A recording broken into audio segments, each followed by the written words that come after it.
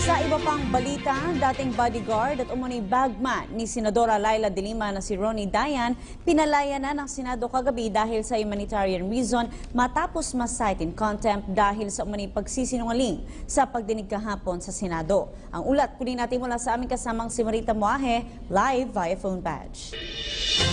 Salamat, Princess. Tama ka, no? Kagabi nga ay pinalaya na rin ng Senado si Ronnie Dayan pagkatapos ng 2 oras mula nang masuspinde ang Senate session na ginanap kahapon. Ito ang binanggit kanina ni Senator Panfilo Lacson sa isang ambush interview na ginawa natin dito sa Senado.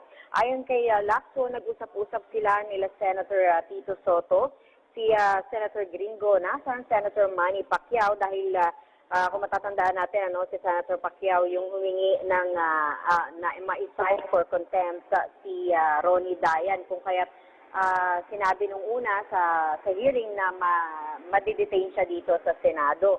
Pagkatapos daw nilang pakinggan na mag-usap na lahat, dahil kasama rin nila doon sa pagkakwentuhan nila si Ronnie Dayan.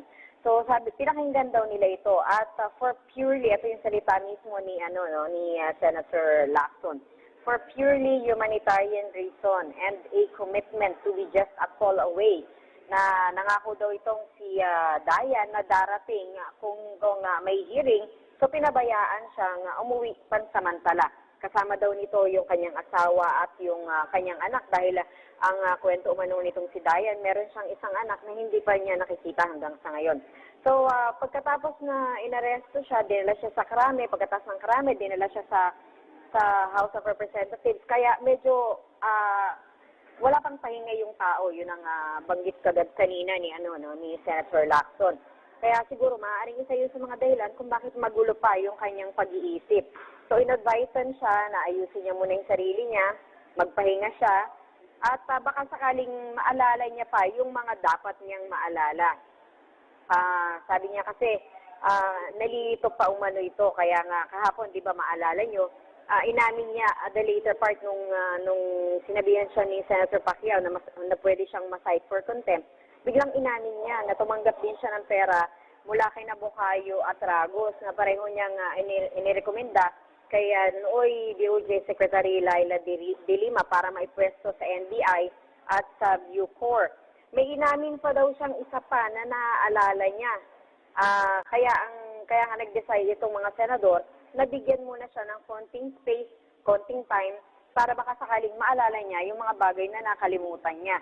So effectively, lifted yung contempt na inihain kahapon ng Senado laban kay Ronnie Dayan. Meron pa daw itong mga naikwento sa kanila na meron pang mga additional na informations na ibibigay, pero binibigay na ito ni Senator Lacson para kay Dayan na sabihin niya sa susunod na hearing. Dahil ito daw mismo yung nagsabi na meron pa din siyang gustong linawin sa kanyang pag-iisip at pagkatapos ay ikikwento niya ito. Kaya pina-escort na itong si Dayan sa Senate Police on duty, kasama yung kanyang pamilya, pinasamahan sa OFAA, kasama yung mga SWAT teams mula sa Pangasinan dahil nga umuwi si Dayan sa Pangasinan. Sa pakitingin daw ni Senator Lacson, mukhang pagod na pagod itong si Dayan kung kaya't binigyan nila ng tamang time. Para din sa kanya, mukhang hindi naman sinadya yung pagtatago dun sa panahon ng yung taon ng pagkakaiba dun sa pagkikita nila ni Kerwin Espinosa, ni Senator Laila de Lima noong November 19. Dahil sabi ni Dayan 2014, sabi ni Kerwin 2015. And according to records na dinala ng Baguio Police, 2015, nag-check-in doon sina Kerwin Espinosa. So hindi siya masyadong sigurado doon sa kanyang mga tinestify dahil nga ang kwento nito nung nagtago siya, hinabol siya ng mga pulis, di ba? So lumusong pa daw siya sa ilog ng napakaraming oras. Kumbaga talagang yung pagod ng tao, sobra-sobra daw, sabi niya ganyan. Pero pakiramdam nila ng mga senador, meron pang mga vital info na itinatago, hindi naman itinatago, na hindi pa nababanggit. So para kumpleto na maalala niya yung mga bagay-bagay, pinagpahinga muna siya at pinayagan niyang umuwi sa Pangasinan. So itong mga informations na ito ay napagkwentuhan lang nila nung pagkatapos na ma-dismiss yung Senate hearing kahapon, ibinaba siya doon sa basement. 2 hours after, nag-suspend, 1 hour after, nag-meet sila. So, yun yung mga panahon na kwento-kwentuhan lang. Ito lang yung na-share kanina ni Senator Ping Lacson. Sa ngayon, hindi pa rin natin alam at wala pang ibinibigay na detalye kung kailan yung susunod na hearing ng naturang komite tungkol pa rin dito sa pagkamatay ni dating Albuera Mayor Rolando Espinosa at kung ano nga ba ang koneksyon ni Senator Leila de Lima tungkol dito dahil base na rin sa mga binabanggit at kinikwento ng kanyang dating driver bodyguard na si Ronnie Dayan. So, sa ngayon, yan na muna yung maibibigay natin mula sa Senado. Kung may update, agad natin itatawag dyan sa studio para mai-update natin yung tamang informasyon at yung mga kaganapan dito sa Senate. Sabay na humarap sa pagdinig sa Senado kung umano'y drug lord na si Kerwin Espinosa at dating driver ni Senadora Leila de Lima na si Ronnie Dayan. Pero hindi pa rin magkatugma ang mga salaysay nila. Para sa update, makausap natin si Mayan Los Baños. Mayan, ano-ano ang discrepancy na nakita ng mga senador sa testimonya ni Dayan at Espinosa? Rafi, alam mo kahit yung mga senador lito-lito na doon sa mga testimonya nitong dalawang to dahil talagang hindi nagkakatugma. For example, Rafi, yung simpleng date.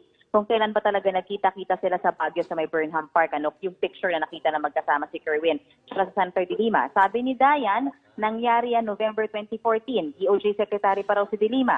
Sabi naman ni Kerwin Espinosa, November 2015, kasi campaign period na raw noon. At kahit paulit-ulit silang tinatanong, Rafi, talagang painintigan nila yung kanilang data dito o yung date nitong pagkikitang ito. Pangalawa, paano nagkakilala o paano nagkaroon ng koneksyon si Kerwin Espinosa kay Dayan?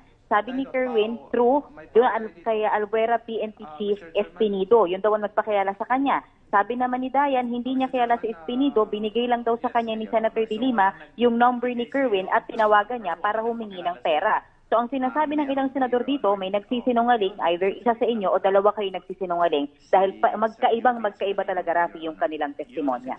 Okay, so ang sabi ng mga senador, it's either one of them or both of them are lying. So, yes. Sino sa tingin mo ang mas pinaniniwalaan sa mga reaksyon, sa mga pananalita ng mga senador na nandyan, ang mas pinapaniwalaan nila sa dalawa?